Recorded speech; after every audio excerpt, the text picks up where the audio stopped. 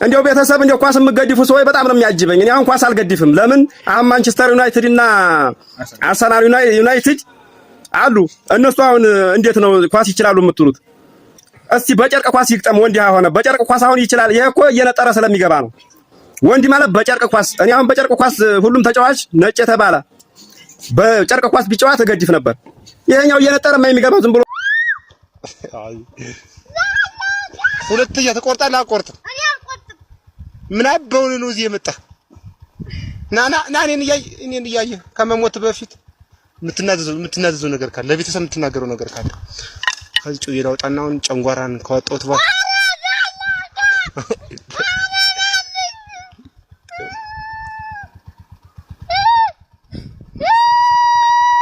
አሁን ተቀርጸሃል።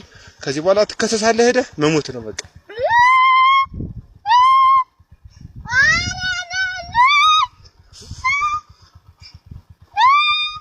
ታቻር ገለ ያለው ማለፍልፋል